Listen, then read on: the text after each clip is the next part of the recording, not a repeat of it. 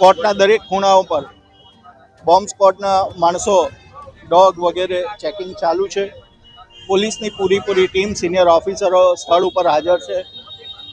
સુરતના principal district અને session જજ ખરેખર ધન્યવાદને પાત્ર છે કે જેવો મેલ એમને કોર્ટના મેલ આઈડી ઉપર મળ્યો, કોઈ પણ પ્રકારનો સમય ગુમાવ્યા વગર તાત્કાલિક પોલીસને જાણ કરવામાં આવી. એટલો જ કોર્ટનો સ્ટાફ જે છે એ પણ એટલો જ વિજિલન્ટ છે કે જરા પણ સમય બગાડ્યા વગર આની માહિતી આપી. લોકોએ ડરવાની કોઈ વાત નથી, કારણ કે એક જનરલ મેલ છે કે એમાં કોર્ટ બિલ્ડિંગ અને વગેરે વગેરે બધું લખ્યું છે. જનરલ છે, સ્પેસિફિક આ કોર્ટનું પણ નથી, પણ સુરક્ષાના હેતુને ધ્યાનમાં રાખીને કોઈ પણ બાબત લાઇટલી ના લેવાય એટલાને માટે અત્યારે ચેકિંગ ચાલુ છે. લોકોએ ડરવાની કોઈ જરૂર નથી અને 12 વાગ્યા પછી ફર્ધર ઇન્સ્ટ્રક્શન આવશે. તો આ કોર્ટનું કામકાજ ક્યાંથી શરૂ થવાની શક્યતા? 12 વાગ્યા પછી બધું ચેકિંગ પતી જાય પછી further instruction principal district and session જજ ત્રિવેદી સાહેબ તરફથી જારી કરવામાં આવશે અને પછી કાર્યવાહી શરૂ થશે.